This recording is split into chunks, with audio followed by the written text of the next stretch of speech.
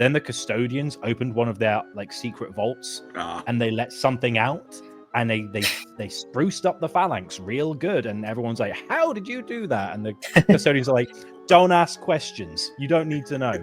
They released Bob the Builder on the rock, but like the meat canyon Bob the Builder, who's just like, put him back in the cage.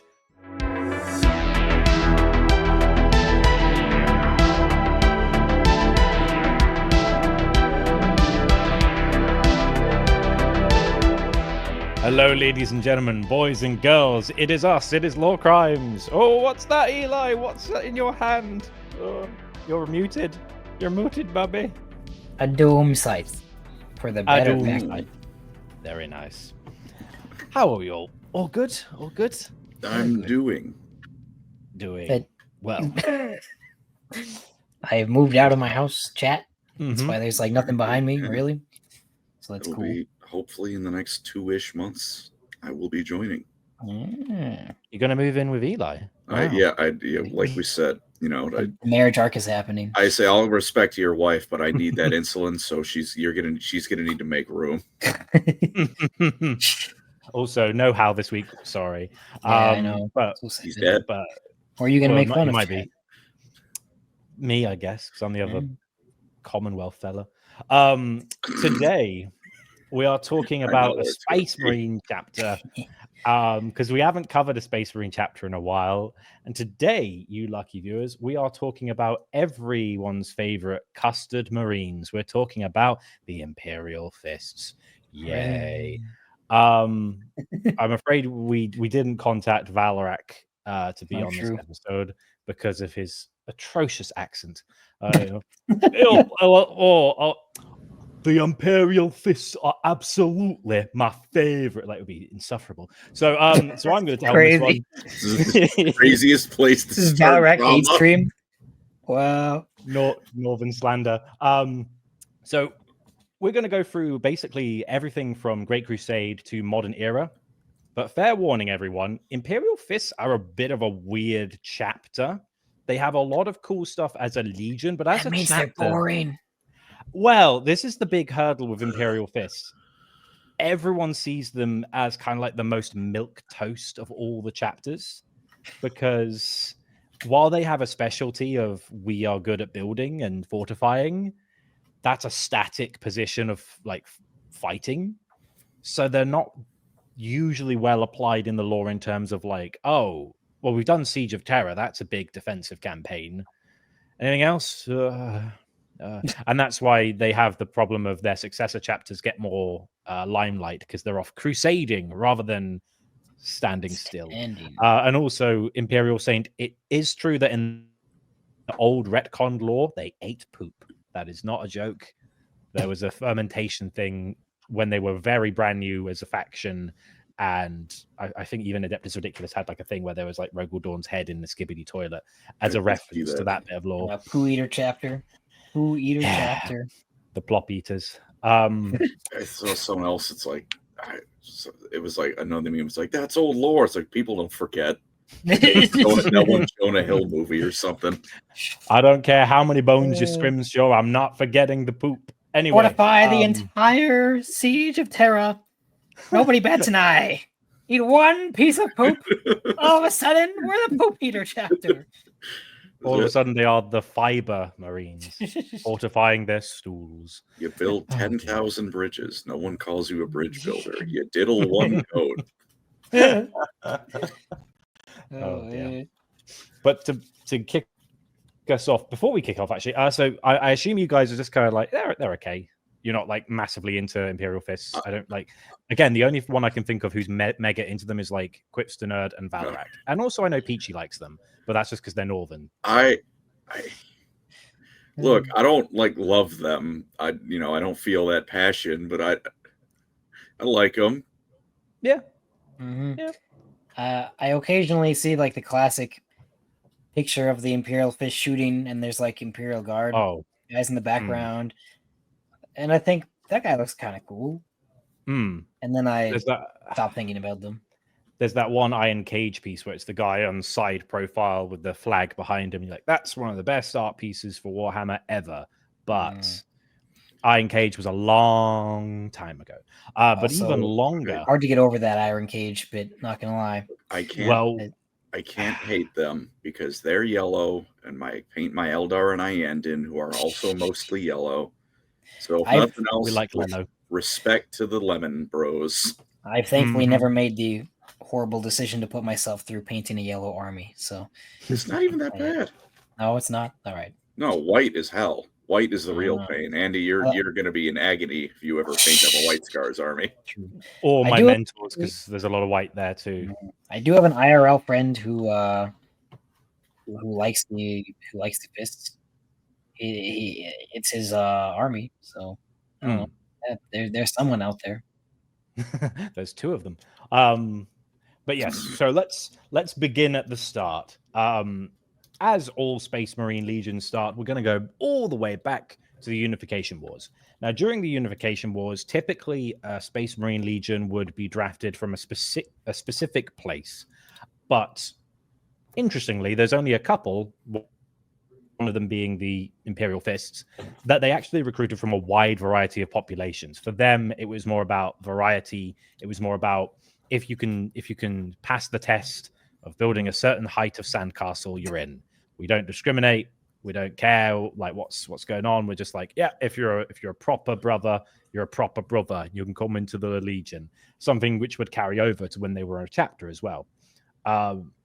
They were very well regarded. They were one of the most active legions during Unification. They won battles such as the cities of the Crystal Sea and the fortress of the Fifth Circle, which that's all we know about those battles. They were a battle that happened. Wow. Splendid. Let's be honest. A lot of these battles from Unification, it's just like there was the battle of the cool naming sound words. What happened? The Emperor won. Something. Everything that isn't, what is it, Mount Ararat or whatever, is just kind of that, and even that is still just. And then they killed all the Thunder Warriors. Yeah. Poor fellas. But either way, they were very well regarded, and they were also fortunate that their Primarch, Rogal Dorn, was one of the. He wasn't among the very first, but he was like the 8th to be found. You take away the censored Primarch that was like the second or whatever, or third, I should say. He's like first third of all Primarchs to be found, and uniquely, he's the only one to be found who is in charge of their own interstellar empire. Now, it's kind of a bit of a shame that he was just before Guilliman was found, and then he just kind of dropped his empire on the table and went, look at that, mine's bigger than yours. Which, who's got a bigger empire than Guilliman? The Emperor, that's about it. But to be fair to Rogal... well, to be fair to Rogal, he also had the advantage of not just having an interstellar empire in his own system, but he also conveniently found this gigantic spaceship in orbit of his home planet called the Phalanx.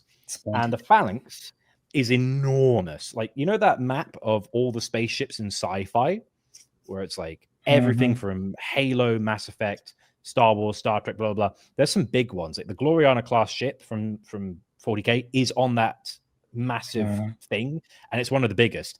Phalanx isn't on that scale, which is a shame because it would probably dwarf half the bloody page. It's enormous. It's a dark age of technology, mobile continent, essentially. The only thing that rivals it in modern 40K is the Rock, and that's because it's made of bits of a broken planet. Because it was a planet. It was a continent. Yeah, and it's held together with Jawas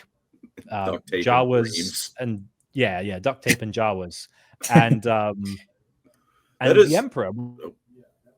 Oh, sorry. I'm sorry. Is there any lore where it's every now and again just a bit just falls off and well, I guess we didn't need that chamber anymore. To be fair, in modern 40K, it was getting a bit weary. There was points where the chapters we've been through a lot of war. There's lots of broken bits. Loads of weapons don't have enough ammunition to fire anymore. Then the custodians opened one of their secret vaults and they let something out. And they spruced up the Phalanx real good, and everyone's like, "How did you do that?" And the custodians are like, "Don't ask questions. You don't need to know." They released Bob the Builder on the rock, but the Meat Canyon Bob the Builder, who's just spindly. Put him back in the cage. So that was a big win for the Imperial Fist, because when the Emperor got to Inwit, he's like, this is impressive that he's already sorted out his shit. Unlike some Primarchs who are like, I'm still fighting in a gladiatorial arena. Loser. What do you want about? Look at Rogal. He's flown the nest. Nice. He's got a respectable job. He hasn't got any debt. He's got a good credit rating. What's wrong with you, Angron and Kurz and others? Angron is simultaneously the most underrated and overrated Primarch. It's almost impressive. Real. That's pretty real. Rogal War is one of the least schizos, I guess. Yeah. He's still a schizo, though. All of them are. Yeah. They all have anger issues. You want to put on my glove? Yeah, well, we'll get into that. You win 1,000 planets. No one bats an eye. You put the pain glove on once. You put the pain, and you eat a handful of poop in the pain glove, and all of a sudden, that's the guy. You're that guy. Crazy. But yeah, so the Emperor got to Inwit, and he's already got an interstellar empire. It's only a few worlds, but it's like, that's better than most. And he's found this gigantic Dark Age of Technology fortress in the sky. He's moved in without the help of the Mechanicus and just somehow got it working. How did you do that, Rogal? And he's just like, oh no, I just kind of played around with it. He's like, you're the best boy. Like, of all the Primarchs, Rogal Dorn was definitely like top 5, top 3 maybe. Like the Emperor, it's Guilliman, it's Dorn, and it's probably Sanguinius, I would say. Yes, Vulcan had the ability to create really cool stuff. Yes, Korax had a weird connection to, like, he was the only one entrusted with the knowledge of chaos before the Horus Heresy. Like, some of them had little bits here, but he was like, if I'm going on a compliance during the Great Crusade, I'm bringing Dorn and the Imperial Fists, or I'm bringing Guilliman, because Guilliman's got this gigantic army and an empire, and he's also really good at like maths. But Dorn, he's not going to ask questions. He's going to do what I want him to do. He's extremely efficient, and he doesn't mince words. He's very the whole thing about Imperial Fists is they're stoic and they're quiet, to the point where during the Great Crusade, Nathaniel Garrow of the Death Guard remarked to Eacton Cruz of the Lunar Wolves that he fought alongside a particular veteran of the Imperial Fists for an entire year of combat, never saw him smile once. And so his men nicknamed the Imperial Fists the Stone Men, because they were that dull, dour, nod, very few words, never smile, take everything seriously, never have a day off, insufferable to a lot of people. But they were also extremely, extremely good at combat, very efficient. Again, before we chatted on stream, Eli made an interesting point about how they're kind of anathema to what a Space Marine is in theory, because Space Marines are these elite shock troopers who are supposed to get in, do some damage, and get out, at least in the current setting. And they're much better suited to the Great Crusade, Horus Heresy era than they are the 41st millennium, because you've got 1,000 men by that point. Not fortifying very much with 1,000 freaking dudes. Where 100,000, you'll get a lot more done. 1,000, and that's, it doesn't work. And it's pre-chaos where everything's falling to ruin. They have chapter auxiliaries and serfs. They have, but who doesn't? Everyone's got indentured labor for the Imperium. That's how you get around the answer. How do they man them with all the other goobers wandering around the chapter? There's just a lot of men with cranes and one Imperial Fist going, that over there, that there, quicker, stop that, put that it's there. Called delegation, sir. Delegation. Rogal Delegation is his name. And yeah, so to be fair, they're also one of the largest legions during the Great Crusade. Before the outbreak of the Horus Heresy, they had approximately, I think it was 93,000 men. So we're not talking Ultramarines over 100K, but we're not talking Raven Guard in like the lows, I think it's the low 70s, maybe even 60s. Like, they're quite a substantial legion. Or the Thousand Sons at one point. Or the Emperor's Children. Too soon. Yeah, too soon. A lot of legions seem to have been some of the biggest legions in the Great Crusade. Well, yeah, some of. There's always the top 5 and the bottom 5. And to be fair to the Fists, they were basically the only fleet-based legion, not even chapter, like fleet based legion, because they had this gigantic fortress, and at the peak of their strength, they had 150,000 ships. They had the biggest fleet. Like even the Ultramarines didn't have a fleet as big as the Imperial Fists, at least were like Astartes vessels and stuff. So they were the undisputed masters of naval warfare. They were just like, okay, they're cool now. They're cool. They got boats, ships. They got. I love the boats. Navy. I love the In the Navy. I like You space battles. planes, planes and boats. Give me a fun hat. I want a big pointy hat. Not one of those big pointy hats. Just a naval hat. Calm down, chat. And yeah, so as a somewhat fleet-based legion, they roamed all over the stars, and they brought compliance. Their whole modus operandi was, we're not going to just destroy all the people who don't want to be a part of the Imperium, because we kind of want them to be useful after we're done with them. So they weren't like dragging their heels like the word bearers, but they weren't uber efficient, like for example the Sons of Horus or even the Ultramarines. It was like, we want to make sure that we are here long enough to stabilize the civilization, but we're also no slouches when it comes to taking over planets. And when you have the largest fleet in the Legiones Astartes, that's quite achievable. So before the Horus Heresy even begins, they've got about 94,000, 93,000 men, 150,000 ships. Every one of their armies had siege masters, fleet masters, and field marshals to kind of break down their forces into manageable chunks. And for a long time, they also had an elite bunch of bodyguards for Rogal Dorn known as the Huskarls.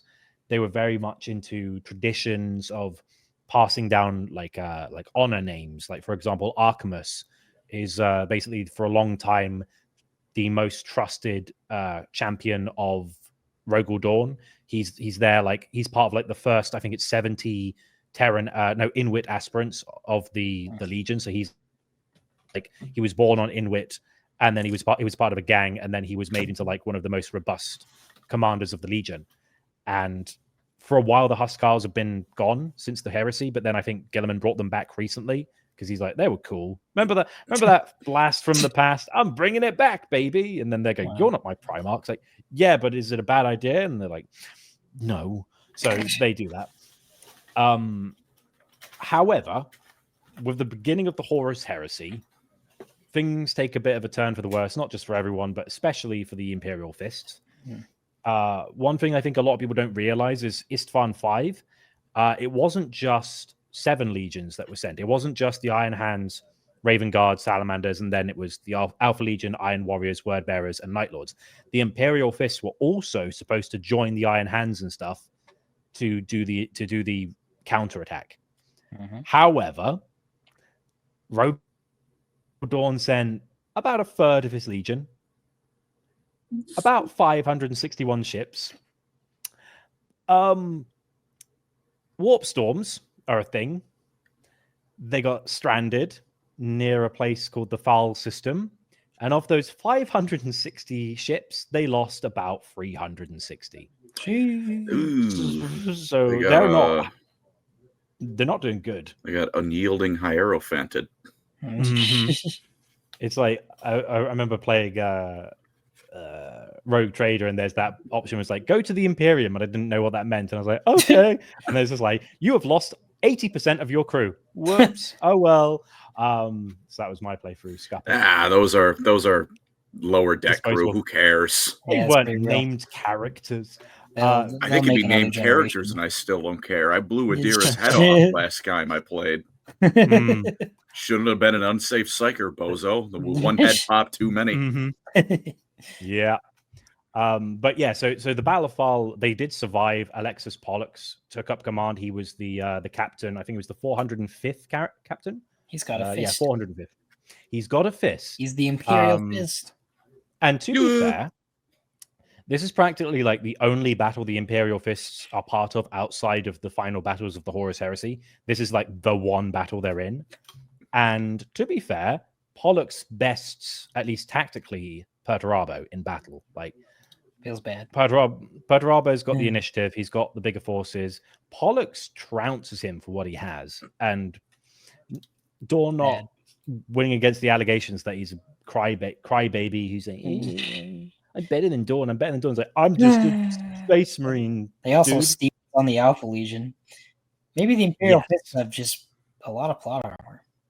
I mean, just saying. Oh no, the Legion all about deception, lost in a straight up fight. Who could have seen this one coming? Not a single deception thing actually worked, and every Imperial Fist just magically saw through every single trick. Well, they're very inconsistent. They're too stupid to trick. They're too simple. One does not trick the brick wall. I cast brick. And now at the end of the fall campaign, they have 300 less companies. They lost 300 companies in that one battle. That's a lot. So they get back to Holy Terra, and Dawn's like, "What the fuck? What? Huh?" It's like, sorry, we basically just like decimated like a third of your entire strength in like one campaign. Whoops. So they're doing better than the Salamander's Iron Hands and the Raven Guard, but not by much. And again, all like... the I would say with like, I'm looking at the wrong stream. That's why I heard words, and yet your mouth was not moving. I was like, I'm confused. Did he stop? Am I still going? Sorry. Sorry. That's okay. I mean, it's like the fists are easy to keep them going and like kind of keep them safe because like them being alive doesn't remove plot. Yeah. Whereas like the Alpha Legion in this instance, right? What happens if the Alpha Legion character, he gets the dub here? Well, we blew up Terra. Like, well, we kind of can't have them do that. Mission accomplished. We kind of need a 40K to still happen. So I'm afraid you're destined to fail, sir. Yeah. They could write it better. I'm not going to argue that. And I guess it's a rock and a hard place with the Imperial Fist because they're generally like always stationed around Terra-ish. But at least with this particular loss, then they kind of go for the rest of the Horus Heresy. Yes, they do occasionally go out to like, for example, they attempt to get the heretics out of Mars. Doesn't go well. Even Sigismund and Fafnir around are then like, oh, it's not working. Oh no, there's so many heretics on Mars. Invading the homeworld of the Mechanicum is not a recipe for success. So their solution is we're just going to cordon it off for about 7 years because we cannot get these guys out of there. So we're just going to like stop anything from getting in or out. Whatever they're doing on if they're contained on Mars, it's better than being out there doing whatever weird stuff they're going to be doing. Probably too. It looked like a two-way Terminator, but like the robot. It's like they land on the planet, and it's especially early, like Dark Mechanicum, so they haven't gone all chaos Gribbly Blitz yet. It's like I don't even know who's on my side, man. Seriously, they're all wearing red. And to be fair, what's the I can't remember his name, but the guy who's like he's rescued from Mars, and he's like their equivalent of Archmagos. I need to reread Mechanicum. That's a good book. It's a good book, but it's like he has a bit of a go at Rogal Dorn. He's just like, hey, you prick, we need to like go. There are good people dying on Mars. Why are you giving up so easily? And Dorn's like, this is just a battle. We have to win the war. Like there are more important things than Mars, and Terra is more important than Mars. So I will let as many people die if it means that we don't lose the throne world. It's like, oh, okay. Definitely correct, but also like harsh. Also, fucking look at the place. I'm not stepping foot down there. No. I just saw someone weaponize melanoma. No, thank you. I just sent Sigismund down there, and he wasn't able to do shit. So I'm not wasting any more time on this. That's Sigismund. He's like the most powerful Space Marine ever, and he couldn't crack it. Second only to Marnius Calgar. Although, before we keep going, we have got a bunch of donations. So shall we crack on with those? Yeah, let me take over some of these bad boys. Okie dokie. Oh, hey, there's me. Shalaxis, what is Gripper? I will sadly miss this sturdy stream. I must go get a doggy. Oh shit! Wow. I hope it's a cute doggy. XOXO Collins colon is dry. Seriously, give me an enema or I may die of thirst up here. Man, that was a nice, really cute nice little message going to get a dog. Yeah. And then the second half of it, Mr. President, the second half of the comment has struck. Thank you for the $5. Yeah, thank you. Donkey Man USA with another 5. Thank you. Stream late due to how gooning with Dorn's severed head. And that's why he's been off trying to find where it is. Card Shark. Thank you for the 10 CA. Will Pega Neko return? Or is this mysterious next VTuber a new lore criminal entry? Have we promised a new VTuber and I didn't know of this? Not sure. I don't think I don't think we did. I think you may just be tripping, dog. I'm sure Pega will come back one of these days. Yeah, I think probably. We're always happy for people to return if they want to come back. And we need to do some painting. All right, happy news, everyone. The video I'm rendering did not crash out of the same frame. I don't need to end my life on stream. Praise the Omnissiah. Set with a 499. Can't believe Rogal Dorn said it was fisting time and fisted all over the Imperial Palace. You give that man his credit. He fisted all over Terra. He fisted everyone, and even the entire solar system. Oh my gosh! Marathi's designated toilet. Stream late due to Hal sucking Dorn's toe cheese clean. Hey, some of you, I want you to now. Before we move on, some of you, I want you all to do me a favor. I want you to, before you send that donation message or any comment, really, I want you to text a family member that message. You know, so that's a very normal thing for you to say. I'm sure they'd love to hear you say it. Yep. Anyways, Colin wore a somewhat green last week with a 10 euro. Amazing. Sorry, Miss last stream was drunk at a party so wild the number of shopping carts eaten on top of my front yard trees wasn't 0. I would love to be at your parties. Yeah. That was indeed a green hat last week. You're free, Colin. Green hat out. I picture you saying that like Carter at the end of Reach. Yeah. And just think, we'll not hear anything for a few weeks. Then it will be Colin will wear a pink hat in 5 weeks. Oh no! I've actually got one. Started again. Much closer to hand. I mean, it's not all pink, but nice. You need to get Hal to wear something funny. That's my vote. Donkey Man. He did dress up as Jack. He Sparrow did do once. that. That was commitment to the bit. Enough. Thank you to my Halloween costume for just not arriving. Period. Very cool, Etsy. Donkey Man USA with the 5 again. I have also finally moved out. Hell yeah. Nice. I now have time to paint my rat Omnissiah and work on the Hal Super Cut. Nice. I have to be honest, also, when I first saw that Donkey Man's profile picture, I thought it was just Sarah Palmer. Like because it was zoomed out, I thought it was just an edited picture of default Halo 4 Sarah Palmer. Donkey did not click for like a year. Crazy. Nice. Zach Spamalama, that's a fun name. With the 5, long-time listener, first time joining the live. Welcome. Awesome. Imperial Fists, my favorite legion. Hey. Please tell Dorn, hell yeah, man. Thank you very much. Nice. Thanks for big one here. Pancreas is silliest clown with the 20. Thank you. Wow. Colin, can you please explain why you've betrayed your ideals as Bretonia hater by tweeting, and I quote, slurping the butter juice off of King Haralaus's mighty Swadian lance. Wow. I'm aware it's from Mountain Blade. Well, you see, that's because the proud kingdom of Swadia is simply better than Bretonia. Another 5 million Swadian knights charging down poor Rodak peasants. Rooney McShooty with the 9. Oh, thank you. $9.99. Thank you. I'm back from the dead, so once that SAO tier list, I hate you. I've been dead for like months. I also want a 5-page essay from the Pancreasless one on why Kirito can kill Karn. I mean, is Karn in the video game? Then sure, there you go. If not, Kirito's an anemic twink because he was locked in a video game for like years. Welcome Question. Back. What is a Kirito? It's the main goober from Sword Art Online. Colin's favorite anime. Die. Amazing. James with the £5. How did you guys meet? Enjoying your content and happy birthday, Colin. Thank you.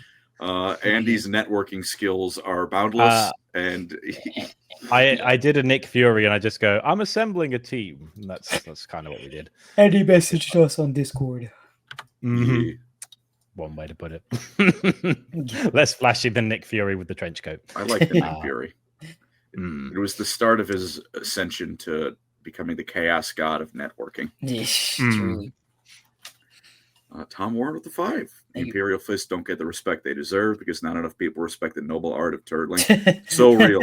I will play Age of Empires, and you will have to break through 5 million walls. I do love turrets. I love turret maxing. I love turrets. I love defensive fort towers. I love 50-layer deep walls and gates.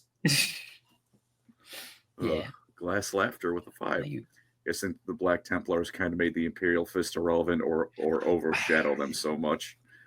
I don't like to think about it. They have probably have more books than the Imperial Fists, I'm pretty sure. Not all Black Templars fans, but it's always a Black Templars fan. It is always a Black Templars fan. Chaotic New. Thank you. Hello. New Zealand 5. Thank you. And not gonna lie, I do enjoy the Fisters. Rogal activates my old man enjoyer senses, and his sons do too. Also, everyone looks so handsome this morning. Oh, thank you very much. Well, thank you. I am afraid that you are in the wrong time zone, and it's 3:36 in the afternoon right now. But that's okay. It's still appreciated. It's morning for Colin. Thank you. Conrad's #1 stand with the 5. I mean, this is an easy one, I think. Who do you think is the better aura farming model, Logan Grimnar or the new Raven Guard guy?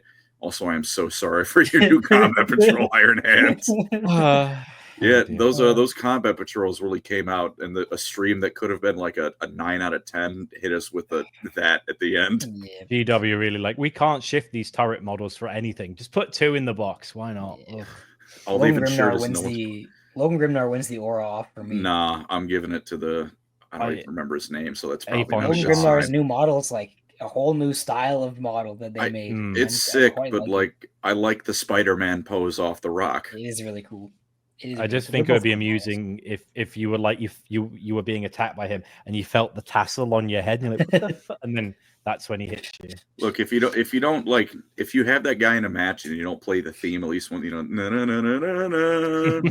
are wasting the purchase. Kabanda's Mighty Schlong of Cygnus, $2. Bold choice wasting a stream on Imperial Fists. You know what you should all ask? You should not ask, why does this army exist? You should be grateful that there is so much lore that there is lore you can find boring. Someone has to be the normal dude. So shut up. Colin wore a somewhat green hat last week. Lamenter, best yellow dudes, unlucky but not a brick. Thank you for the €2. Pretty real. He flew Marines Malevolent are actually the best yellow dudes. Here we go. Interesting. We need to do an episode on them one of these days. It'd be like 30 minutes and it's just them being assholes. Skarsnik is almost achieved full Skarsnik in the PFP. Thanos, aka Skarsnik's top guy with the 20 at OK, is Dorn circumcised though? I will leave that to your discretion, viewer. I don't know. Is it fortified? Oh, you think? Yeah, I would think that would be anathema to Dorn. It's like structural integrity is damaged. This is not optimal. Like, oh, poor fellow. I think it's the opposite. It's like the Metal Gear, you know. I'll admit that your foreskin is nice, but it serves no tactical advantage. The engravings on your guts have no tactical advantage at all. I'm like 90% sure that the Primarchs don't even have penars. So, they pee. Well, I don't think their body. They're like perfect biology. I don't think they need to get rid of it. Fulgrim had lots of wives. Doesn't mean that he did it though. We'll ask them if we can find them. If anyone had one, I give it to Logan Grimnar. Leman Russ. Logan Grimnar is basically the freaking Primarch. We know that also Lucas the Trickster is a filthy, cheeky chap who has had many children, apparently. Part of the Space Wolf gene seed is they get to keep their penile. They keep their nuts. Oh, dear. Benadryl. Every time that comes up, it makes me laugh. Benadryl with the 5. Shout out to Fafnir Ron, Rogal Dorn's second most violent son. GW, bring back the Breachers. Yes. GW, bring back a lot of things. Yeah, also true. $10 from Knickknack3587. Thank you. Love or hate, you respect the fists. Not flashy or even interesting, but they're consistent, reliable, and aware they're just tools to be used. Glad to hear you boys talk about the Yellow Brick Horde. Thank you. Thank you. Follow the Yellow Brick Horde. Ian Hines with the $5. To be fair to Eli, the near death of the Emperor and the ransacking of Terra absolutely taints every win they have. Even if the Ultramarines are the best. Wow. Just saying, if they were blueberries instead of yellow boys on the walls, Horus won't break it through. Said Eli. Still closed. Angry Homunculus with the £5. You guys think the Imperial Fists were given northern accents because of Valrak, or is Valrak northern because he likes Imperial Fists? Fun fact, Valrak's from Kent. He doesn't sound like that at all. He just puts it on. He's just cosplaying an Northerner. He's not even... No, he is. I hope that joke means something to some of you, because I'm afraid it does not help me with anything. Whoosh, said Colin. Yeah. Colin wore a green hat last week. Boy, your messages are the highs and the lows this week. €2. Thank you. Got 23rd rejection. At least you guys are still there. Sheesh. Wow. Hey, there's always another fish. There's always a bigger fish, too, said Qui-Gon Jinn. The Dank Apostle with the 35 czar. Pity Hal's not here. Hey, Andy. 4 Rugby World Trophy wins, doo-da-doo-da, and we'll make it 5 in 2027. I don't care about rugby. Well, I don't mind rugby. I always support the team that's currently winning, and then when they start losing, I'm like, I support New Zealand actually. And so that's what I do when I watch rugby. Crazy. This is a great name. I received a ping. Draken Schlong. I like that. That's it's we're getting the fucking Avengers of Schlong names. $5. Colin, you started this off on the wrong foot forward. I have one L in my name. Colin, I'm still waiting to see if you want to trade pancreases, you get cured of diabetes, and I don't have tumors anymore. Win-win situation. Wow. Jeez. My word. Trade one villain for another. Hey. Colin wore a somewhat green hat last week. Thank you again for the find.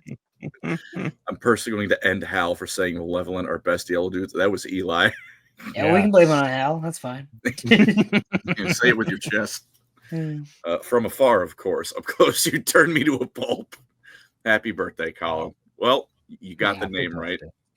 Happy birthday. The Dank Apostle 14 Czar.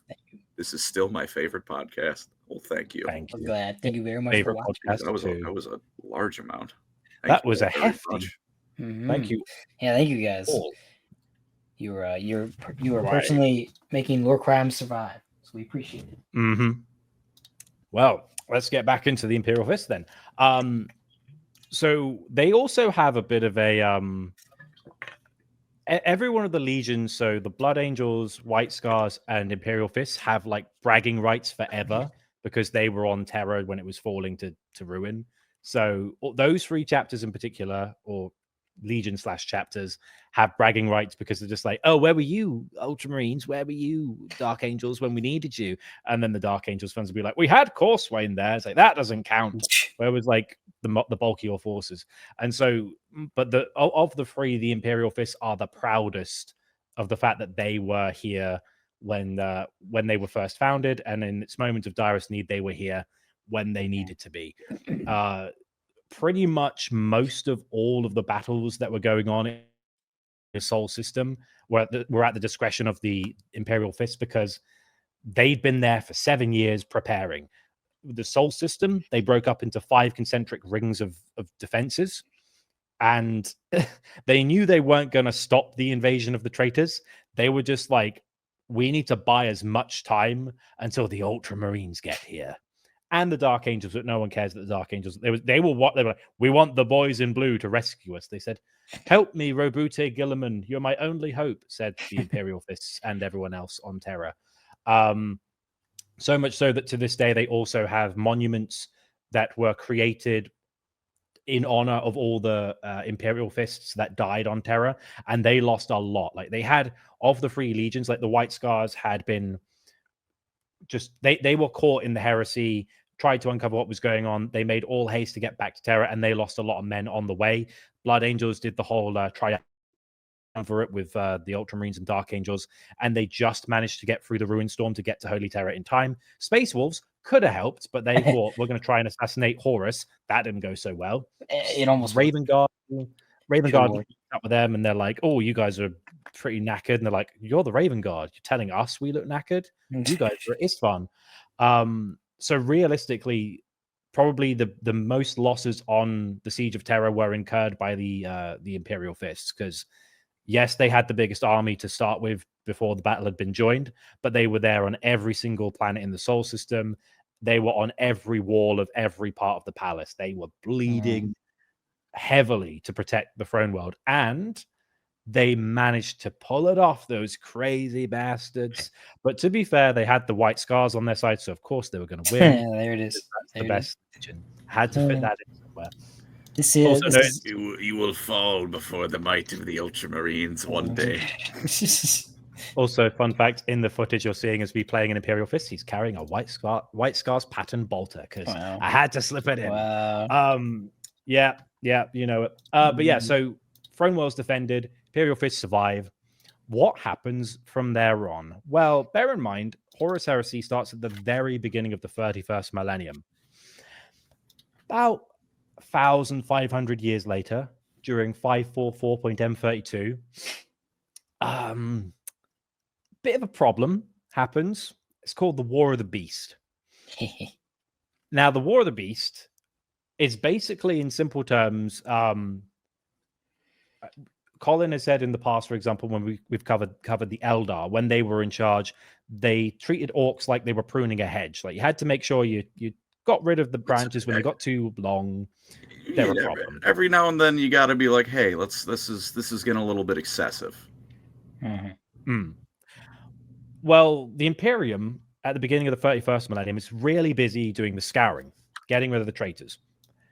And so during this time, we have things like, for example, everyone's chasing the enemies to the Eye of Terror. In that time, we do have the Iron Cage, where the greatest grudge match in the universe happens between the Iron Warriors and Imperial Fists, where Dorn, in a rage, goes, "I know it's a trap. We're just going to run in. I'm angry. angry. And my dad is on a big chair and he won't talk to me anymore," said Dorn. And then Perduraba said, "You're cringe." And then Dorn said, "I don't talk in internet jargon." And then they headbutted each other. And during that time, the Imperial Fist had heavy losses until, again, the boys in blue pulled them out of the fire. But because of that, and also because of so many other factors of, all the Primarchs are going missing at this point. Lehman Russ is off to find the Tree of Life. Jagatai Khan is just charging through the webway to kill the Drukhari. And pretty much, like, Gilliman's wounded. He's now on Ultramar, feeling a bit ill because he's been stabbed by a poisonous blade. All the Primarchs are gone. And because they haven't been keeping an eye on the orcs, they've managed to make the biggest army that the Imperium has seen since the Ulanor triumph. Oops. And funnily enough, the orcs are particularly interested in Ulanor because that's where their species originates from. And they are not happy that it's been in Imperial hands for so long. So out of the chaos, the Imperial Fists are stationed around Terra, and somehow the orcs fight their way all the way to the throne world. And it's like, oh gosh, they've got these moon-sized, like, planet killing. They've retrofitted a moon into a Death Star. They have several Death Stars, and they are green. And this is not good fun. To the point where they send an emissary to the throne room and be like, "Hey, it's over. Like, we're going to destroy you. Not even like giving terms of surrender, because like you can't have a good fight if the enemy's not fighting back. But just like, hey, by the way, send your best men. We're going to kill you all. We're going to win. Didn't he? Hmm? I thought he did offer surrender. I thought he was like, I swear, if I'm imagining this or this was something I completely like read wrong, do let me know. But what wasn't it? It was like the beast has you by the guts. Surrender, you get to keep them. Struggle, he'll rip them out. I thought he did. Yeah, I think it was more like surrender, but we're going to kill you anyway. It's like, I always find that it's a bit of a strange thing because like orcs are all about fighting. So the idea that the Imperium would surrender and they'd be like, what are they going to do? Take prisoners? They're just going to kill them anyway. So the like, orc client. I think it's more of a. I think it's more like a saving face. Like, hey, it's like a taunt. Like, hey, you could surrender. I guess that's true. You probably don't. You probably also don't bring in like an attack moon if you don't plan on using it. Yeah, and you are correct that they do say like surrender, but I always read that more of like it's an option, but like they know they're not going to surrender. Yeah. We know you're not going to surrender. We're just trolling a little bit, said the orc. And during this time, fortunately, Vulcan turns up out of nowhere. Like, where have you been? Oh, I was dead, but I got better, said Vulcan. So he's about the Imperial Fists because they are always the last line of defense for Holy Terra. That's their thing. And this is kind of why in the lore of the current setting, they're kind of stagnant because where are the Fists? Somewhere around Terra, usually. Because that's their whole deal. They protect the throne work. Like, they are the Praetorians of Terra. Where are they? At home, eating crisps. And so they are there. They are active. Ultramarines, I think, are cut off by warp storm, so like they struggle to get to the throne world. A lot of chapters are in disarray. There's campaigns going on all over the place. And during the time when the legions became chapters, Rogal Dorn looked at the Codex Astartes and went, "That's cringe." And so he hated the idea of breaking the legions up because why would you make the armies smaller? They're better when they're bigger. Bigger closed fist makes more damage. That was until his own men. He is spitting, but he also had a change of heart when his own men almost started another Horus Heresy, firing upon suspicious human vessels. And then he kind of saw like, oh, well, if I was in command of every small skirmish, I wouldn't make a mistake. But I can't trust my own men to. Oh, I see what. I will relent, Rabute. I will relent. And then as soon as Rabute left the room, he gathered all of his chapter masters and went, guys, I've got an idea. Just in case we ever want to be a legion again, kind of like what the Space Wolves do, but less drunk. We'll have this thing called the Last Wall Protocol, where it's like a rallying call where all the sons of Rogal Dorn, every chapter who is based off the Imperial Fist, will convene and fight as a bespoke legion. So we'll put all of our forces together, and only in the most dire circumstances do we press this emergency, do we break this emergency glass and pull out the Last Wall Protocol. These chapters are the Black Templars, Excoriators, Crimson Fists, Iron Knights, Fists Exemplar, and Soul Drinkers. Shout out to the Soul Drinkers. So Throne World is under threat. Emperor could literally be killed by an orc. That would be embarrassing. So the Imperial Fists say, how about we do the Last Wall Protocol thing? And it kind of works. There are other forces present during the War of the Beast. Like, I'm sure there is like a contingent of Ultramarines, like a company, and there's here and there, but like every one of these chapters turns up in force that are descended from the Imperial Fists, and they body some orcs. However, the current Lord Commander is an Imperial Fist captain known as Slaughter by his friends, but he's called Kurland. Kurland's a pretty good strategist. He goes, wow, this beast in charge of the orcs is pretty dangerous. We should go kill him. And so he stages a mission. We're going to go kill the beast. And he does. He finds the throne room. He kills the beast. But he notices that there isn't just like one big chair that the beast sits on. There's several chairs. And to his horror, he realizes, oh no, we killed a beast, but there be more beasts. Then the beasts body him, and he dies as the last remaining Imperial Fist ever. Chapter is extinct. No more fists. They fisted their last orifices. It's over. Big sad. And then the Black Templars became the best chapter, and everyone loved them instead. It was a case of, okay, everyone's dead. Now at this point, another once Imperial Fist known as Maximus Fane steps into the ring. Now this guy is a beast. He was a veteran during the Siege of Terra. He was, I believe, I have it in my notes here. He was the. I don't have my. He was a captain. Oh, here we go. 22nd captain of the Imperial Fist Legion. He fought alongside Ralderon during the Siege of Terra. Man's been around for over 1,000 years. Like people's like Dante's old. This guy's like 1,500 years old after the siege. This is an old Astartes. He old. He knows what's going on. And at this point, he's the chapter master of the Fists Exemplar. Fun fact: Fists Exemplar are the only second founding chapter successor that has no artwork or even a logo. Because of course they don't. Why would they? Not like they're an important chapter or anything. Ha ha ha. Maximus goes, right, we can't just let we'll never hear the end of it. If it's like, wait, the Raven Guard outlasted us and they were at Isfahan and there was barely any of them to begin with, and everything's about birds. That would be embarrassing. Right, we need to remake the Imperial Fists. And so they do. He basically goes, okay, we'll win this War of the Beast first, gets rid of the beasts are gone, yeah, we win. And then he's now Lord Commander of the Imperium, and he says, right, we've all bled together, we've all fought together. I'm now going to become the chapter master of the Imperial Fists. I'm going to tithe a portion of my Fists Exemplar to rebuild. You guys should also tithe some men as well. And at first they're all like, hey, we've just been for a massive war. We've barely got anyone left. But then they go, well, look, what's the point of being a successor of a dead chapter?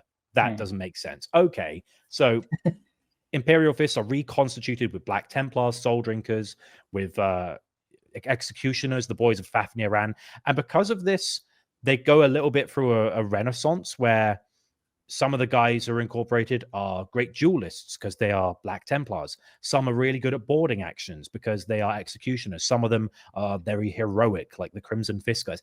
And they start to realize, oh, this is actually a good thing because we're all Sons of Dawn, but now we've obviously our previous chapter was not up to snuff because it was too predictable. It was too rigid. Now we've got some new ideas that we can put together, and these successor chapters wouldn't have survived if they weren't capable. We will use these to make the Imperial Fists bigger and better than ever before. And that's kind of the last major thing the chapter does, if I'm honest.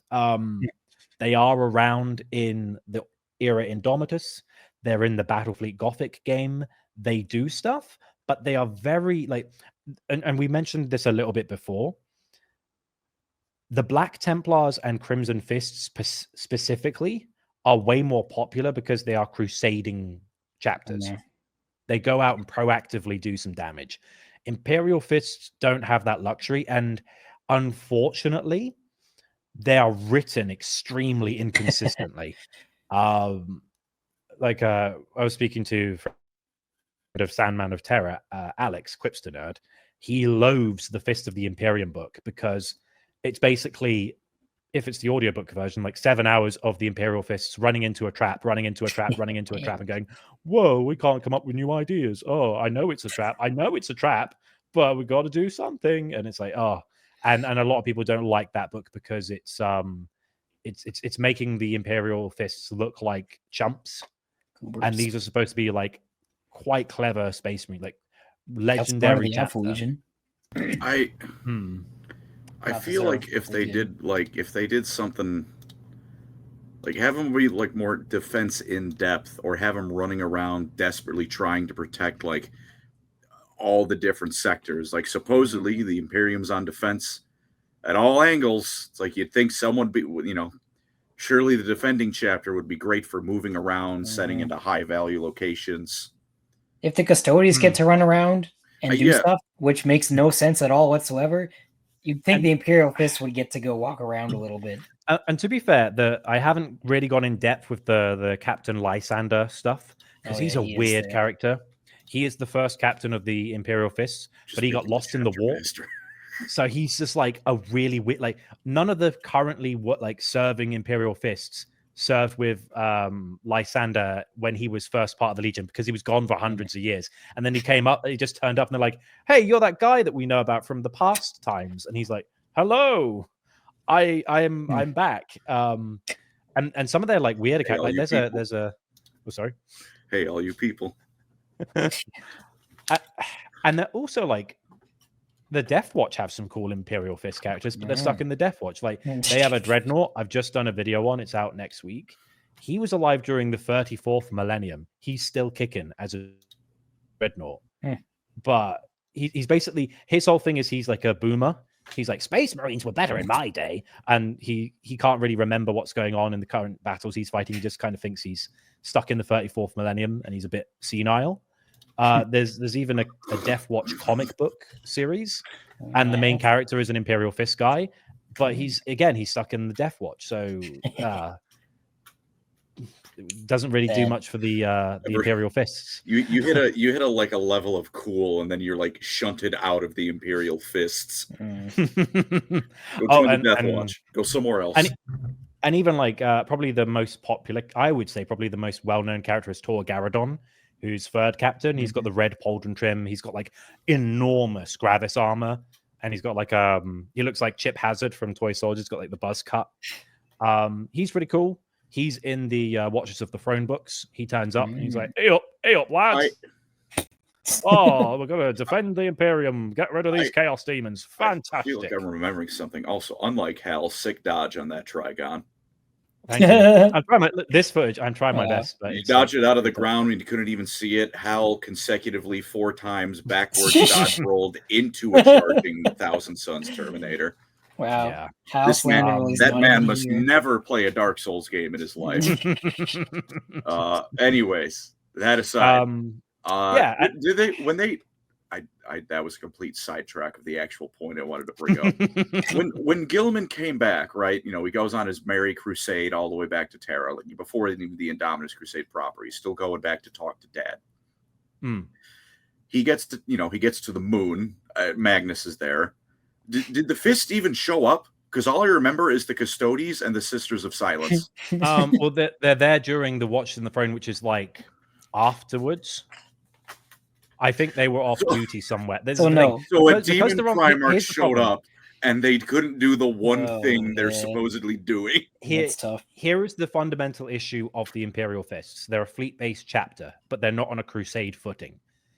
They have to always be revolving around the phalanx, because if they lose the phalanx, that's like the coolest thing about their like army gone. And they know that they can't lose the phalanx. The phalanx has been through hell. It's been retrofit. It's been repaired thanks to the vaults of the custodians bringing some eldritch thing out of there to get it restocked and supplied and repaired somehow. But wherever the phalanx is, that's where the Fists are. And with, like, for example, Fist of the Imperium, again, it's a librarian who's taken out the 36th millennium, put into deep freeze by Call, made into a Primaris. He's sent to like a planet infested with gene stealers, but it's just some planet. It's not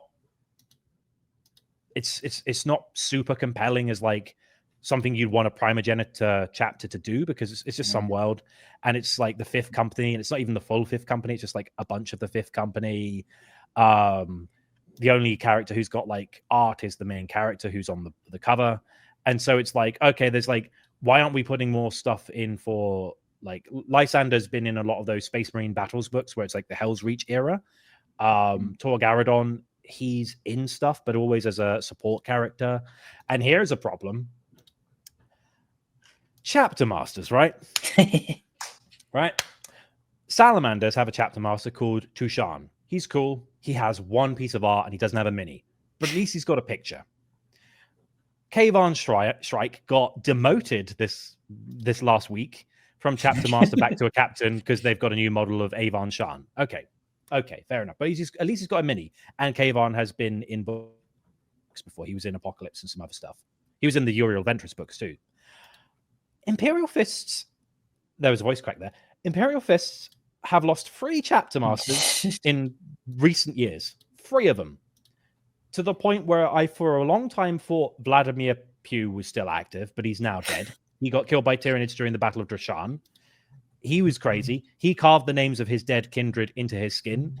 And also, he cut out his taste buds because he was like, I lost 170 men during one battle, and the Emperor can't apparently smell or touch or like taste anything.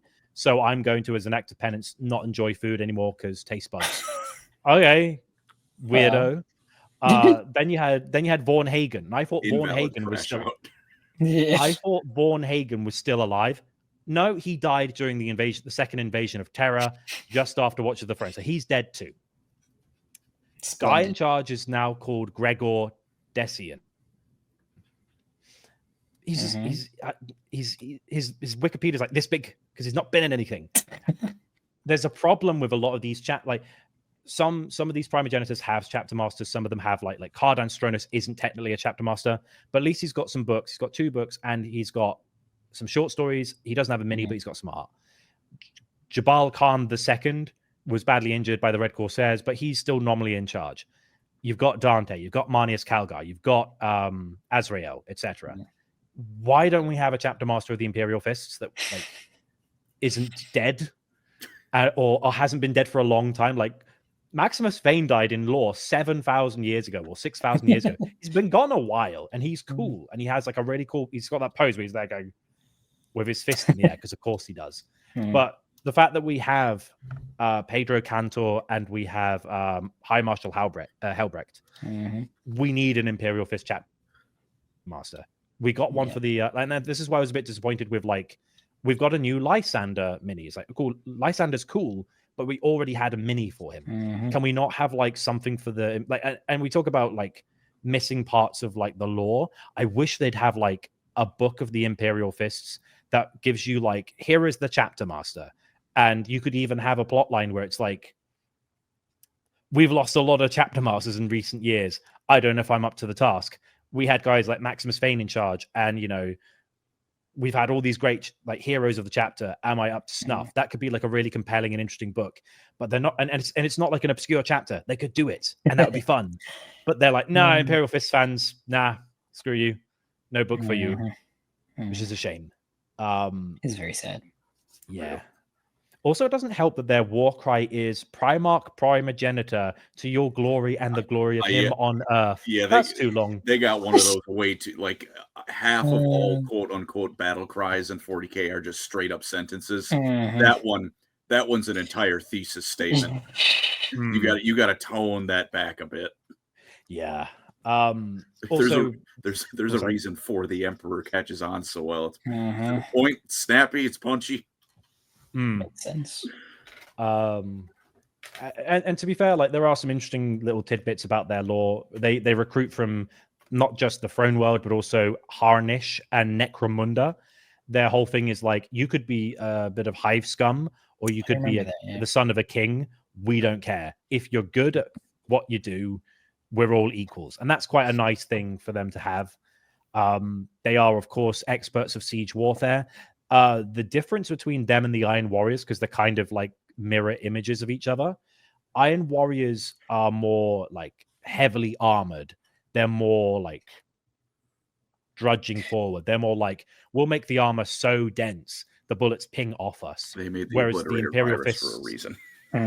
Yeah, and they're I made this panoply with a bunch of scraps in a cave. So that's the Iron Warriors. But then, Imperial Fists are Tony Stark when he's not in a cave and he's got all the best toys, and his dad is one of the favorite sons of the Emperor. They get so much good stuff from Earth. They get so much good stuff. Also, I'm just gonna say it. The Fists do their duty because it's their duty. They're not looking for more. Which, they're perfectly content. Someone was I don't remember I read it, but someone was look. If the Emperor walked up to them and said, "You are for the rest of the Great Crusade, you are only washing windows," they would calmly nod and then go to it because they're "This is what Big E needs, so that's what I'm going to do." Yep. Which that level of humility, I think a whole lot of legions, not just the Iron Warriors, could certainly use a little bit of that. Although, to be fair, and this is the only time I'll be fair to the Iron Warriors, to be fair to the Iron Warriors, they were like, why is it though that every campaign we do, all the auxiliaries are getting trench foot and it smells and it's horrible and I hate it? Like, can't we just get like a nice mission once every 10? It's like, no, you just get dreadful mission after dreadful mission forever. I see. Now, that would, in a vacuum, be a valid complaint if they once ever requested a different war zone. You don't get what you don't ask for, said Colin. Look, it's like, I'm not saying they weren't dealt a shit hand. You know, I do like the Iron Warriors Legion, that their dad can go pound sand for the rest of time, but I like the Legion. The problem is, look, ask. Just ask. Like, that's not committing like a lost Legion level offense. The worst he can say is no. And to be fair, with that, all of your bitterness would be justified, but you never once said, hey, can I try something different, please? And to be fair, it's like they did have like some pretty badass, again, like retroactively they've been given some cool moments. Like they were sent to destroy Cathonia. That was kind of cool in recent lore. But again, it's an addition to the Horus Heresy era. They went to destroy the homeworld of Horus Lupercal. They sent the 9th and 14th battalions, and they fought alongside the Space Wolves' 13th Great Company. Nothing can go wrong with those guys. No, bro. And they were just like, hey, we need a symbolic victory against the traitors. If we kill the planet where the ringleader of the traitors is from, that should stop them from doing any more uprisings for a while. That's a good gesture of like, they just went and nuked every planet that the traitor Primarchs came from for good measure. But with help from the Dark Angel's fleet of Marduk Cedras, they then vortex bombed the hell out of the planet. And vortex bombs, it's not like, oh, we're just going to burn it, set it on fire. It's like, we are going to rend this planet into itty bitty bits, so there's nothing left apart from debris. That's what Cathonia is like now. It's kind of like when I got Dark Tide recently, and I was making the character, and you go to Cadia as like the background, it's just like rubble. I'm like, ooh, yeah, it's like, oh, too soon. And yeah, they also like they practice scrimshoring, where they basically take the bones of the dead and they kind of etch like names and patterns and stuff, and they're kind of weirdos. They're very into hurting themselves. They love a bit of self-flagellation. They're like the pain glove. In case you don't know, and you're listening to this, it's not a glove, it's a bodysuit. This thing is designed, and Rogal Dorn used it a lot. It's like, I'm going to meditate. Oh, with like chakras and like crystals. No, I'm going to put this thing on that just sets every part of my nerve endings into just numbing pain so I can focus. All right, mate. I don't want to yuck your yum, but it's a bit weird to me. No, who am I to judge? Who am I to correct a Primarch? But have you tried yoga? I'm not here to kink shame a Primarch, but geez, what's going on, Rogal? Would have thought of anyone else, but Kurz, but you interesting. And so like, yeah, they're all about like, even in Fist of the Imperium, it's just like every time they get set into another ambush by the Gene Stealers, it's like, I'm gonna have such a long session in the pain glove when I get back to the ship. Like, yes, you are. And yeah, they're very stoic, they're very determined, stone face, like the stone men that Garrow called them. Other than that, there's not all that much more, other than like I could briefly talk about some cool characters. But again, a lot of these are from the Horus Heresy setting. So you've got Sigismund, the Sigismund, the greatest space marine of them all. Like that's Sigismund. He's just like the best fighter that the Space Marines ever had, and he's a fan favorite. He's really good at fighting. He's not great at naval warfare, even though that's like a thing that the Imperial Fists are known for. Alexis Pollux, chapter master of the Crimson Fist, so savant at naval warfare, beat Perturabo, because it wasn't like, I don't care how big your hammer is, this is space warfare. Like, smash that, Hammer of Olympia. And Perturabo still did not learn this lesson when he landed on Talar. Nope. Fafnir Ran is cool. He's the Seneschal of Dawn. He's from Inwit. he runs around with 2 axes and chops up anything in his way. He's great. He's got a big cheeky grin on all of his artworks where he's fighting. He's like, I love fighting with axes. And he went on to become the first chapter master of the Executioners, which are a fun chapter. Never forgive what they did to the Astral Claws. Never forgive. Traitors. To be fair, it was good. It was a good judgment for the Executioners to be like, I don't know, like the comic Knuckles meme when they're like, as more and more chapters turn up to the Badab War, and then they have a moment of clarity and go, are we the baddies, but for real this time? But yeah, you're the baddiest baddies. Gosh darn traitors. What did the Astral Claws do wrong? They didn't want to pay taxes to the worst government in history. That's right. That's right. How dare they? It was completely peaceful and justified uprising. I'm going to say it again. You know, they had it right in 1776. No taxation without representation. All I'm saying is I'm not a space marine. I'm not a general. I don't know how to fight a war. Trying to destroy the Maelstrom with like the biggest crusade ever. That's mental. Now that one was a little bit goofy. I don't know, Huron. That's not a good idea. Not to pay taxes. He's the goat. I'm just going to destroy everything in the Maelstroms. Like the Maelstrom's a big place, dude, and there's like demons in there. I don't know. The representation part, though, he was a real one for that. The crusading into hell bit was, maybe someone should have pulled him back on that one.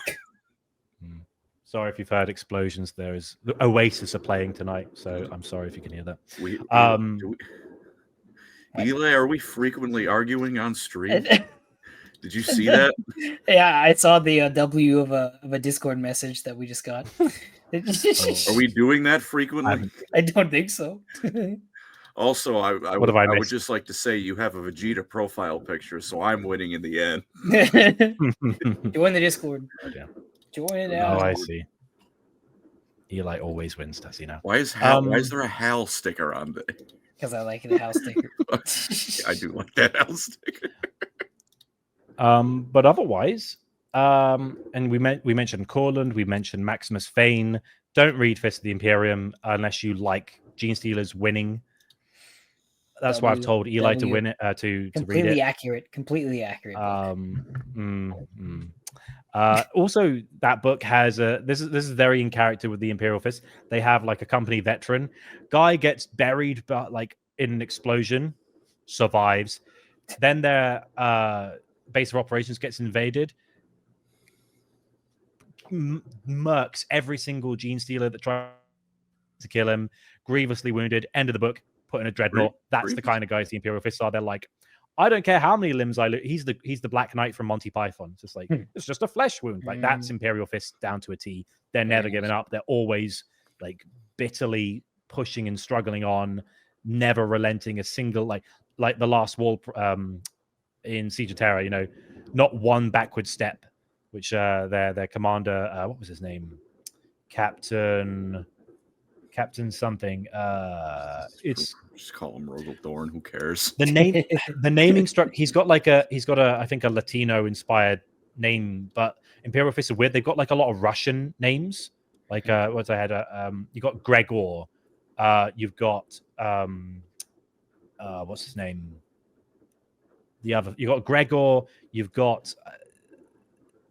I did this dreadnought character I did a while ago. It was something Sokchek.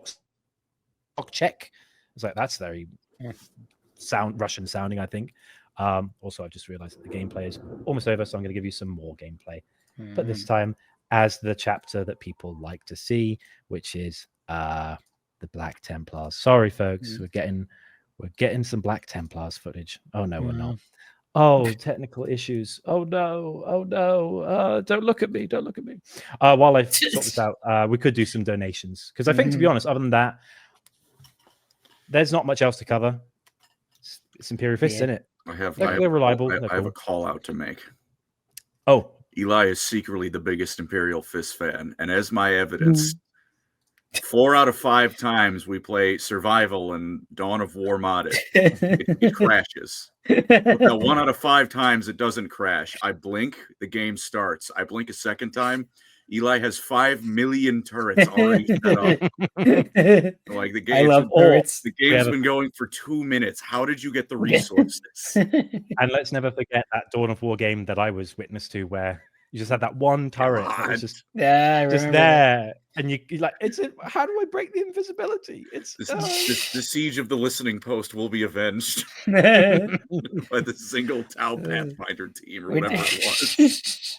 But should we gaming on Lorecrimes? We need another inevitable victory. Truly. Well, seeing as I've been yapping a while and Colin did the last bout of donations, so you want to read these ones out, Eli? Yes. Carson C, thank you for the $10. Glad to catch you guys live again. Best Warhammer podcast there is. Thank you. Thank you. By the way, who do you guys think could build a better society on their own? Ultramarines or Imperial Fists? Still Ultramarines.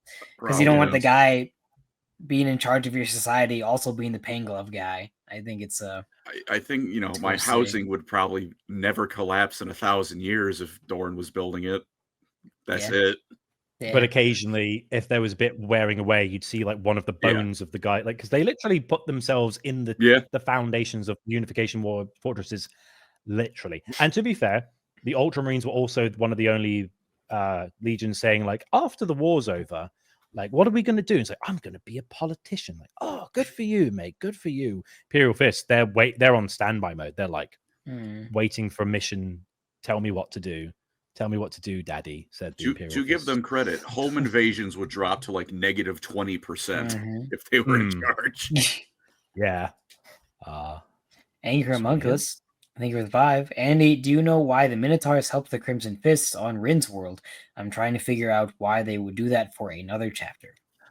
They were part of relief efforts. So there were a few chapters that Rin's world was really unfortunate because they accidentally blew up their own fortress monastery because of a tech issue. They weren't rubbing enough unguents on their machine spirits components, so they blew themselves up and lost pretty much all their men and knew they couldn't win on their own, so they had to wait for and the Imperial Fist turned up as well and were like, "Oh, brothers, this is a bit of a shit show. Sorry about your chapter." Was it like the most unfortunate series of like horrid tech issues all cascading at the worst possible time? Missile fired wrong, shields worn up at the worst possible time, perfectly hit like the ammo depot or something like that, if I remember correctly. It inverts, burrows into the depth, and then ignites all their ammunition stores. And like, here's a fun tidbit about the Crimson Fists. Did you know they have, the Black Templars have the Emperor's Champion with like their own panoplies? Crimson Fists had that. Had that. Don't have it anymore. I'm Guess what was in the armory? I'm picturing like the guy who's launching that missile. Like, did either of you watch Chernobyl? Oh yes, yeah, great show. Do you know that scene where like the rods are bouncing up and down? It's the one guy like staring. Yeah, and then he like takes off running. I'm imagining that like he's watching the missile go deeper and deeper until he like runs like, oh shit. Just Akimov saying like, "There's nothing. You didn't see graphite on the ground on Rin's world, just like because it didn't happen." Then he looks up and there's just like a big hole in the fortress monastery. Show us the root gens, Pedro. Yeah, so that was just all it was. Again, it was like Valiant chapter, they are good. High Lords of Terra go, ooh, should send some chapters to help. Okay, Minotaurs, go and help. Yes, sir. So Donkey Man USA, thank you for the 5. I will never forgive GW for killing off Parthusa Nerek. I am so mad. I wanted him to rock up and kick the shiz out of Lorgar in 40k. Yeah. Era of Ruin came out a while back. Parthusa Nerek was in Siege of Terra for like one paragraph where he's sniping, he's having a good time, and then just Erebus kills him. Like, oh, great. Classic. That it? Yeah. Erebus getting 2 for 1 at the Siege of Terra. First Loken, now Parthusa. Not fair. Not fair. That's why he's the GOAT. The Dank Apostle, thank you for the 14. Czar in 40k, who is similar to Black Adder and Baldric. Kaifer Skane. Yeah. Baldric is literally Jurgen. Yeah. So. Although it would be amusing hearing someone read out the audiobooks in Blackadder, Rowan Atkinson's voice, like, "Come, Jurgen, we're off to kill some Tau." Okay, so they get him, and I'm gonna. I don't remember his name. Dr. House. Hugh Laurie. Hugh Laurie, thank you. Yeah. Is it lupus? Yeah. Colin wore somewhat green hat last week. Thank you for the 2. According to YouTube, I'm your top fan. Hooray, I guess. Thank you. Nice. Thank you. Thank you very much. Yeah. On the scoreboard. Hardek, thank you for the 5. Imperial Fists suffer the rare genetic defect of Primarchus more interestingus, where surprisingly, it's far more interesting to learn about their dad. Yeah. Well, that's the curse of all legions, isn't it? Legions turn chapters. It's like, you got a Primarch.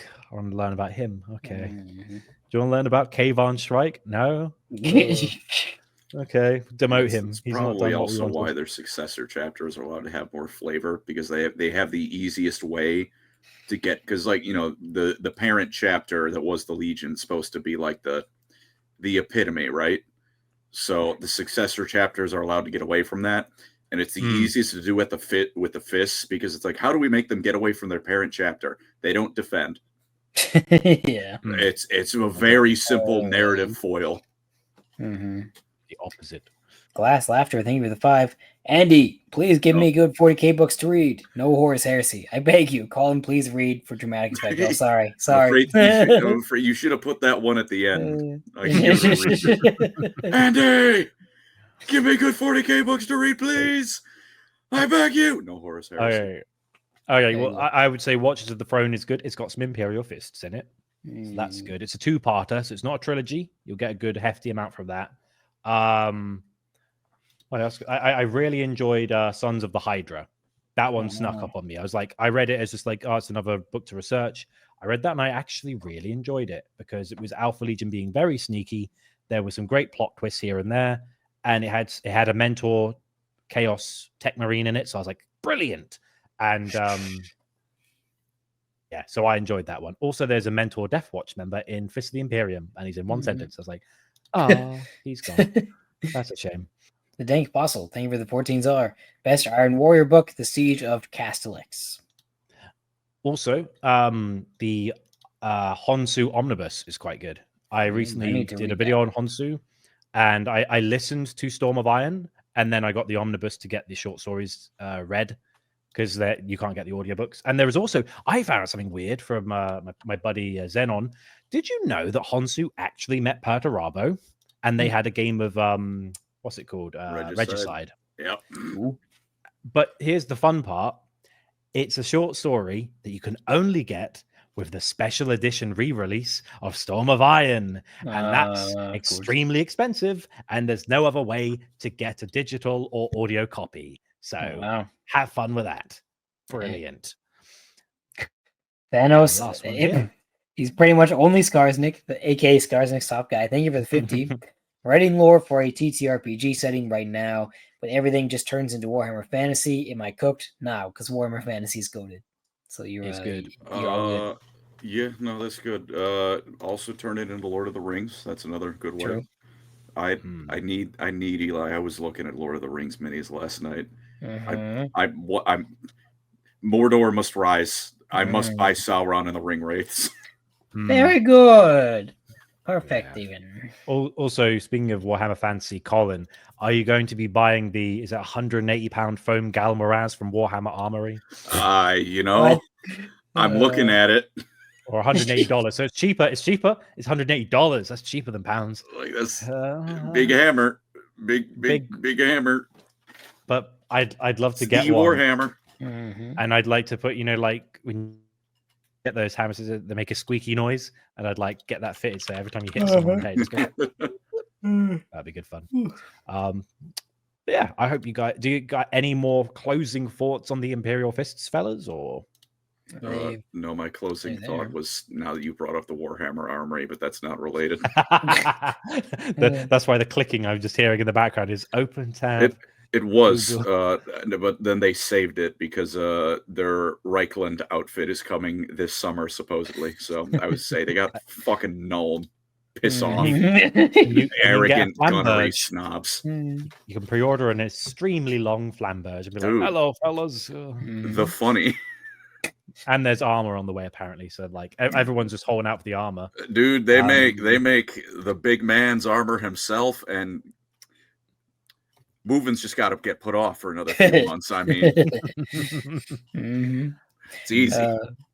We got 2 more donos before we move to the ending. Did you want to say what you thought about the Imperial Fists before we read the donos? I think about them right now, I guess. Jesus. You know what? I like them. I like that they're just fine. Sure, they're not the most interesting, but they're like steadfast, they're reliable. You send them in, they will get the job done. No complaints, no nothing, no nonsense. Not every when you know what, fuck it, I'll quote Incredibles. When everyone's super, no one will be. When every legion is, look at our deep, tragic gene seed flaw in our past, and then it's like, all right, so you're not interesting. It's you, and then everyone around you. Someone needs to be the default. Yeah, it's true. To like, actually make everything else interesting. Space Marines in general, after you read enough books, they're not. They're just. It gets harder and harder to read Space Marine books, especially in 40K. Horus Heresy, I can give a pass, I guess, but like, they're so similar. They're such flat characters generally. They're just Space Marines doing Space Marine things. The entire cool thing about a Space Marine chapter is their paint scheme and their tactics, and it really rarely goes much deeper than that, unfortunately. I like reading Space Marine books. I know you do, Andy. You know.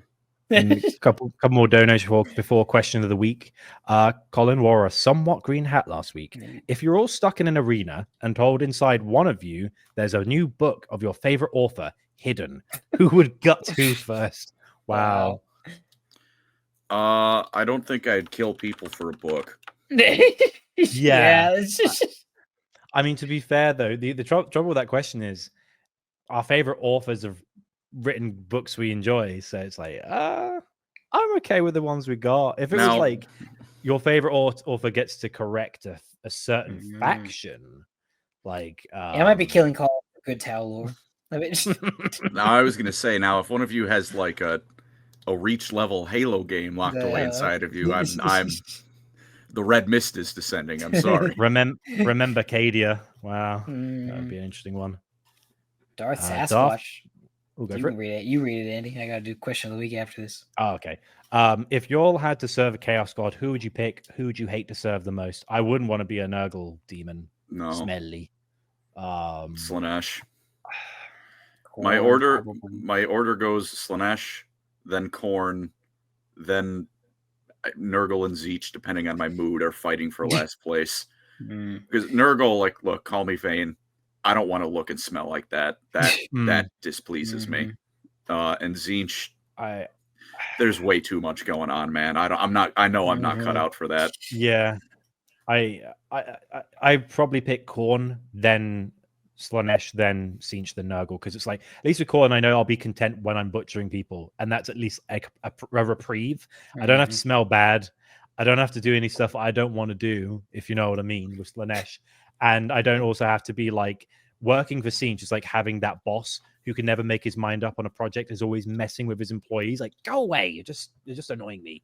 I don't like that. Also, like all of the like, you know, all chaos gods, even Nurgle, the quote unquote big happy family, they're all incredibly treacherous and backstabby. Yeah. But like Tzeentch, Khorne's the best one, I think. Apart from Khorne, but Khorne will just tell you at the end, like, I'm going to kill you on this day. There's still going to be infighting, but like, you know, it's at least going to be like, hey, I'm going to kill you now. Unless you're Karn the Betrayer, and then he just kind of swings at random. But you know you're getting even with him, you know what you're getting into when someone called Karn the Betrayer is standing next to you in the battle line. But Karn gets the buff where it's like ranged weapons don't work on you. He's like, you're my best boy. He has a special power. Like, wow, thanks, Dad. But like amazing. With Tzeentch, like it's the only chaos god where the treachery like isn't even serving anything. It just happens. Like at least even with like Slaanesh, it at least hits the bare minimum bar of I felt like it. Tzeentch doesn't even have that. There's 50 different layers of plans. None of them work together. All of them pile up at the end. And then 1,000 Sun Sorcerer goes, just as planned. And like, you should die. Or a specific 1,000 Sun Sorcerer in a recent book goes, don't worry about the last book. It's been I've retconned it in my own series. Like, thanks. You did a Mario 2 on me. How dare you? It was all a dream. Yeah, seems bad. Colin, who would be the 40k version of Fanquill from the Dark Crusade? That's a... I don't know if there's anyone quite like Fanquill in 40k. That's It's not enough goofy characters in 40k. I like... Arumon's probably the closest, right? That is... I don't know who that compares that is more offensive towards. I mean, it's not a perfect match. What about Critman? Like, I've got an idea. Yeah, How about we just put the Orcs and the Tyranids in one system and we'll see who wins? Oh, that was a bad idea. Whoops. I want to say Critman, but it's like he's not really he's not tripping up higher in like the hierarchy, right? He like achieves Critman, things. He achieves things, but like he's technically not an Inquisitor. Not anymore. They kicked him out. It doesn't mean anything because 40k is 40k. Anyone who has the news, who like is delivering the news, has to wait 10 bajillion years for the paperwork to be sorted and the choir to stop screaming. So functionally, he's still an Inquisitor. It doesn't matter. Thanquil, meanwhile, he doesn't win, but he keeps tripping upwards.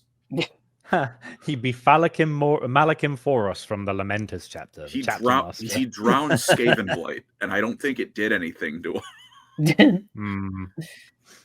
And last one here, Colin from Benadryl. For every day you delay the Fanquill video is a day that I will break into your house and sneak in 2 rats inside your closet. Well, I have bad news for you. Rats are social little animals, and they are much friendlier than the Skaven are. So you know what? I will have little rat buddies. Also, you can make them laugh with a toothbrush. Yeah. Yes. You should also give you should sneak in at least 1 hamster, because I want to see how mine would kick the bucket, because it's never in a normal way. All right. Also, Eli, we've got question of the week. What was the last question of the week? I believe it was something along the lines of, "Oh yeah, sleepy." Who would be your ever chosen if you could insert any character? So I got a few here.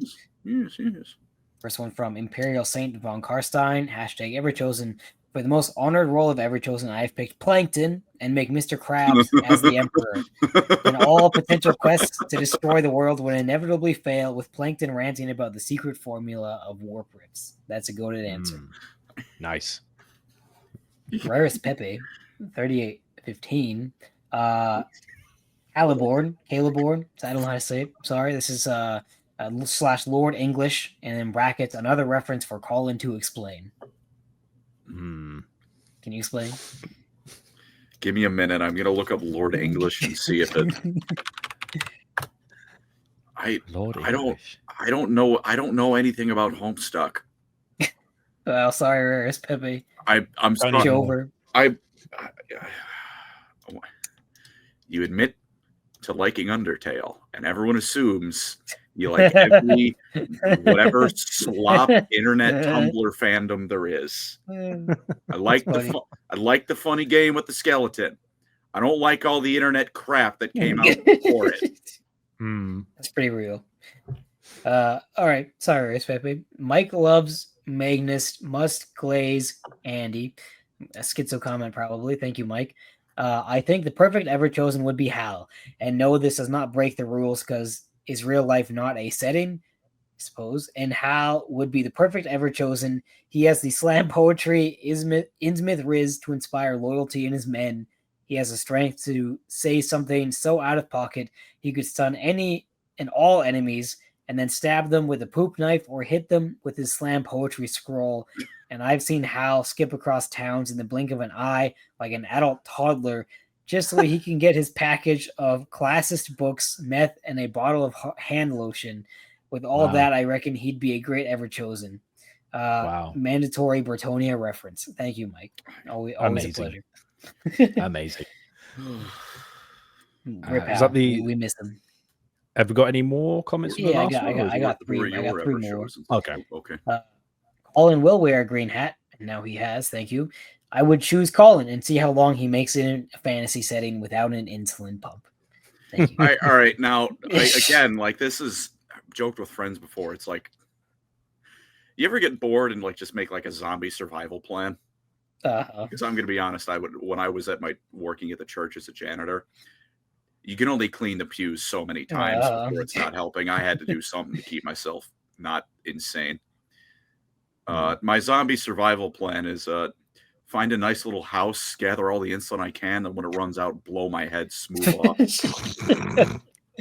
Because I can tell you exactly how long it'll take me to start feeling adverse effects from insulin. About 8 hours. And probably die a very unpleasant death. Yeah, it would be about 3 days to a week of a slow, agonizing death of constant vomit and sickness. Yeah. And zombies. It's not making it help anything. I'm also, if they're runners, like, look, if it's The Walking Dead, I get the whole plan. If I see a dying light volatile run past my window, I'm out. I'm tapping out. The minute you see that bit where they learn how to climb and hold rocks 10 seasons in, then you go, oh no. And that's fine because they're still slow. But if it's like 28 days, no, thank you. It was Left 4 Dead's fellas jumping off rooftops like, oh no, is that a witch? I'm out. I'm out. Oh no. All right, we got Witch Lich. Speaking of which, imagine if Emperor Palpatine was ever chosen. He's already one of the most powerful Force users in the galaxy. I can only imagine where he'd go with the blessings of all 4 Chaos Gods.